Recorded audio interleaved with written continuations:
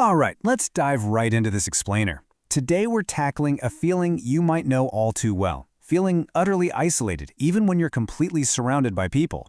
We're going to explore the absolutely fascinating psychology of giftedness. You know, millions of highly intelligent adults walk around every single day feeling completely alienated.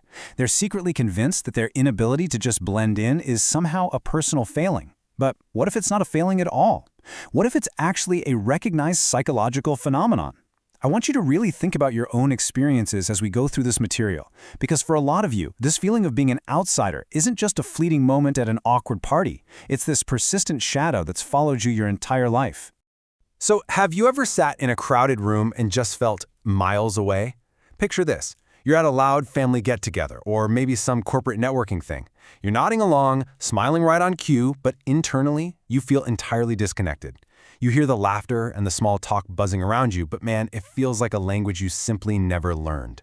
You might have spent your entire life wondering if you're socially broken. You've probably asked yourself repeatedly if there is something fundamentally wrong with the way you connect with others. It's an incredibly heavy burden to carry, constantly questioning your own ability to relate to the rest of the world. But what if the problem isn't a defect at all? Part 1. The diagnosis. A different frequency. If we want to shift away from feeling broken and actually understand the mechanics of your mind, it all boils down to your cognitive architecture. If you're highly intelligent, your brain has a highly specific way it processes the world. It literally functions on a completely different frequency than the average person. So the crucial takeaway here is that feeling like an outsider is actually the natural, totally expected result of this unique cognitive architecture. It's not a social failure, guys. It's a biological and psychological reality. Your brain is wired differently. In this explainer, we're going to unpack the 5 psychological reasons why this unique wiring makes you feel like an outsider, starting with the friction that happens the exact moment you step out your front door. Part 2. The friction. Navigating the surface world.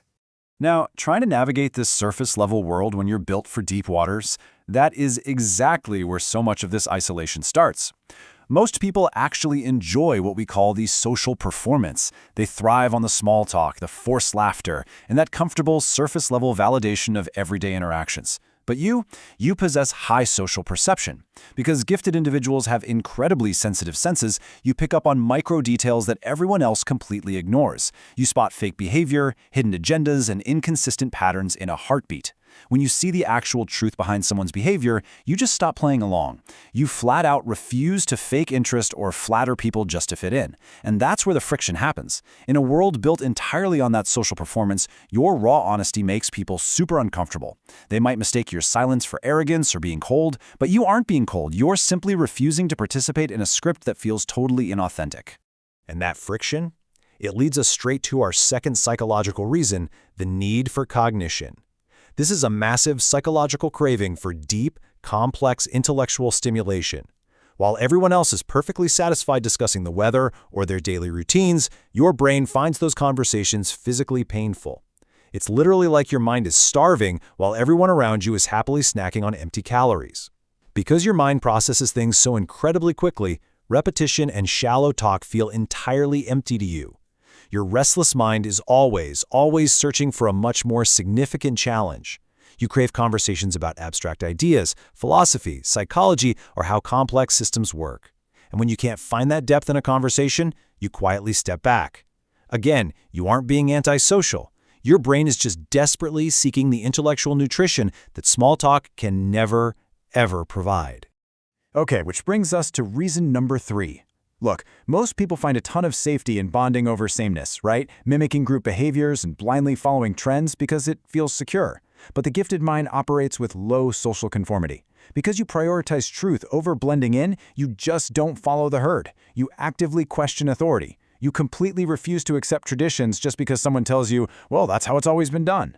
This fierce, uncompromising independence makes you an outsider by definition. While others find great comfort in the warmth of the group, you find comfort in the truth. Your low social conformity means you would much rather stand completely alone in your authenticity than dilute your personality just to mimic group behaviors and fit into a circle that truly doesn't get you. Moving on to part 3, the overwhelm, carrying the weight. Now, navigating all this isn't just socially frustrating. It creates a huge internal burden. Why? Mostly because you're a natural pattern hunter.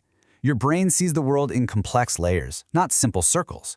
You're constantly looking for connections, noticing links between seemingly unrelated ideas that most people walk right past. You don't just listen to the words people say, you track their behavior patterns and consistency over time. Because of this, you often see 10 moves ahead and predict outcomes long before they happen. Imagine sitting in a meeting and instantly seeing exactly how a company's new policy is going to fail 3 months down the line while everyone else is clapping and celebrating it.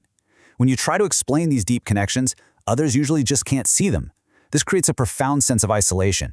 You feel like an outsider because you're looking at the intricate architecture of reality, trying desperately to explain it, while everyone else is perfectly content just staring at the surface paint. But wait, it's not just about logic and intellect, is it? Giftedness also comes with intense emotional volume. When you feel crushingly.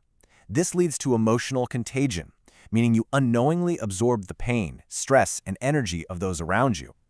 Because your emotional volume is always dialed up to at 10, you become way too aware of everything happening in a room. You absorb the negativity, the hidden anxieties, and the unspoken motives of everyone around you without even realizing you're doing it. And let's be honest, it is absolutely exhausting. You're constantly bombarded by layers of information and raw emotion that others simply don't see or feel. You end up carrying not just your own weight, but the invisible weight of the entire room. Finally, part 4, embracing your rare gift. Okay, let's take a step back because we really need to reframe how you view yourself, and specifically how you view your tendency to retreat into your own world. I want you to really internalize this. Your mind is not a curse. It is a rare gift. When you retreat into your own space, your quietness is actually a highly necessary protective boundary against that intense sensory and emotional overload we just talked about. Your highly analytical depth means you aren't broken, you aren't too much, and you certainly aren't defective. You just operate on a different frequency, a frequency that requires balance and the right environment to thrive. You don't need to change who you are to fit into a surface-level world. You just need to understand that not everyone is built to handle the frequency you live on, and you know what? That is perfectly okay. So, to wrap up this explainer, I want you to really reflect on your own unique mind. Honestly, how many of these 5 signs do you recognize in your own life? Is it the high social perception, the constant aching need for cognition, the low conformity, being an exhausted pattern hunter, or experiencing that intense emotional contagion? Drop your number in the comments below. Acknowledging how your mind works is literally the very first step in mastering it. If you want to keep exploring the raw psychology of how you're built and how to harness this rare gift, make sure you join the conversation and subscribe. I'll leave you with this final thought. What if the very thing that has always made you feel like an outsider is actually your greatest strength? Think about that.